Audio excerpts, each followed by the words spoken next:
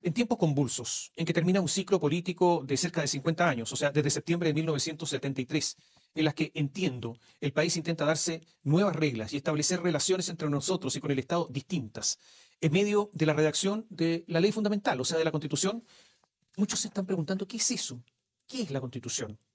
Y lo hemos escuchado tantas veces en los últimos tiempos, en los últimos meses. Es el instrumento que regula el funcionamiento del Estado, con sus poderes, equilibrios, mutuas fiscalizaciones, el llamado equilibrio de poderes y la relación de ese Estado con nosotros, con los habitantes, con sus derechos fundamentales, nuestros derechos fundamentales y la forma de resguardarlos y también con nuestros deberes.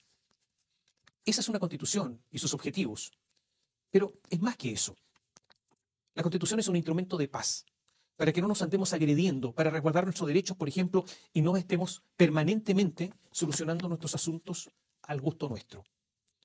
Hay que preguntarse por qué hubo, no bronca, sino que odio en los años 70 y en la represión que se produjo después del golpe de Estado de 1973. Algunos dirán que fue la Guerra Fría y la doctrina de la seguridad nacional, pero posiblemente tanto como eso fue la constante vulneración de la propiedad. Partió con la reforma agraria, en que se expropiaba sin en la práctica pagar una indemnización. Desde ese punto de vista, la reforma agraria fue un robo.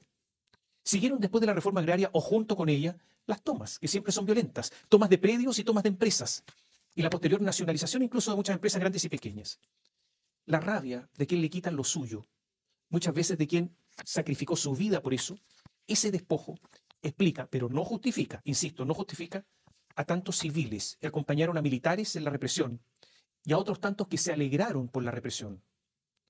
Cuando alguien es robado, siente rabia y nacen esos deseos de venganza o de hacer justicia por la propia mano, por cuando la otra no existe. Son las constituciones las que desde el sentido común deben evitar todo esto. La Convención Constitucional aprobó reconocer el derecho de propiedad. ¿Qué es una expropiación? Cuando usted le quitan la propiedad. Técnicamente es una venta forzosa. Usted lo fuerzan a vender, lo obligan a vender. A usted lo obligan a vender, aunque no quiera vender, por eso lo obligan. Si lo obligan, al menos que le paguen lo que vale, ¿no? La Convención aprobó que será la ley la que determinará los criterios para definir el justo pago, su forma y oportunidad, debiendo considerar tanto el interés público como del titular. O sea, cualquier mayoría simple, porque en esta Constitución ya no habrá leyes de quórum calificado o leyes orgánicas constitucionales, o sea, cualquier mayoría simple podrá determinar la forma de determinar el cuánto, ya no considerando el valor, el precio de mercado, lo que vale, o sea, considerando un interés público que, como usted comprenderá, es imposible determinar en forma objetiva. Se propuso por algunos convencionales que se pagara como se hace hoy, o sea, con valor de mercado, lo que vale, en forma previa y al contado. Pero esto se desechó. Entonces, hay un amplio espacio para que haya un robo. Esto ya ocurrió en Chile. Por eso suenan las alarmas. Y por eso hay muchos que invocan que no se deben repetir los errores del pasado. Se ha resuelto también que ya no habrá propiedad sobre las concesiones cuando se trate de bienes comunes.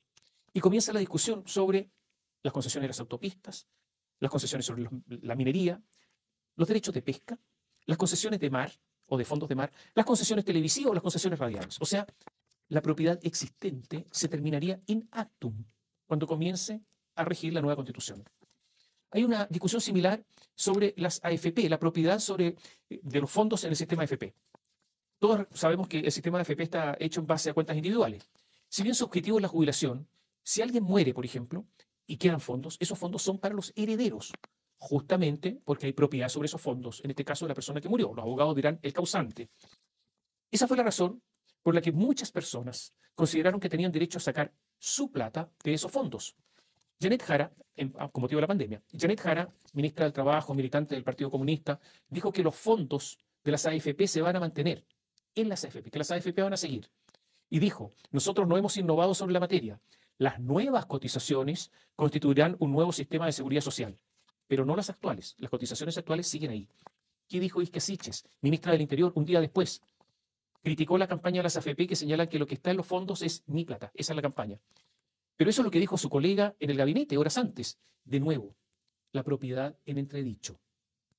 Nadie duda que la naturaleza, nadie, yo creo a estas alturas, duda que la naturaleza hay que defenderla, que hay que preservar ecosistemas, que hay que terminar con el monocultivo forestal y proteger nuestras tierras. Pero una cosa muy distinta es lo que determinó la Convención. porque hasta el momento eran las personas naturales o personas jurídicas, que también están formadas por individuos, los sujetos de derecho. Pero ahora la naturaleza tendrá derechos. Y obviamente esos derechos de la naturaleza entrarán en colisión con otros. Y cualquiera podrá defender la naturaleza, usted y yo, el que sea. El asunto es que toda actividad humana afecta a la naturaleza.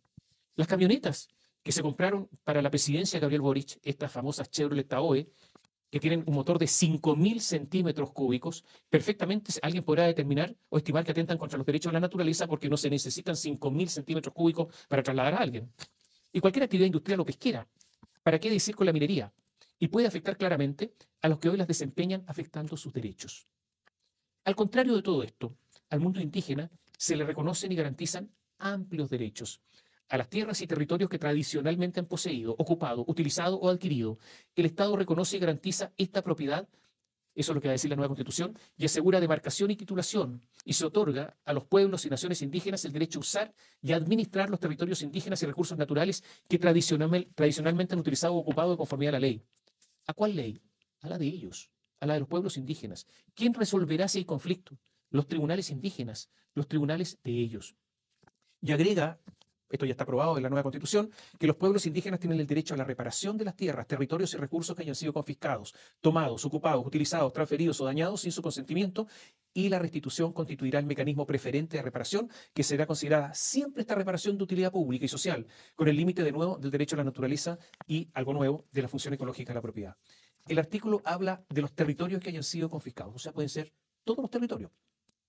Hay que recordar que ya está aprobado, por lo que va a estar en el texto constitucional, que los pueblos indígenas, en virtud de su autodeterminación, tienen derecho a la autonomía y autogobierno, al reconocimiento de sus tierras, territorios y autoridades.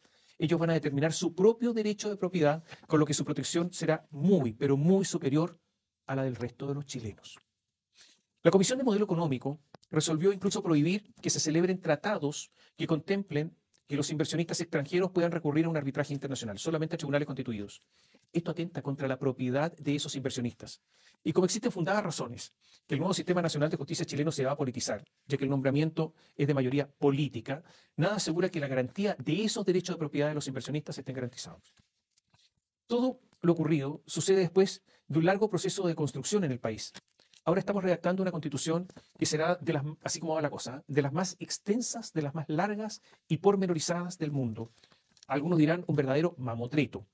Daría lo mismo si es que sirve de instrumento para la tranquilidad para todos y que su aplicación no derive en odio y resentimiento, en inquina o en simple sed de venganza.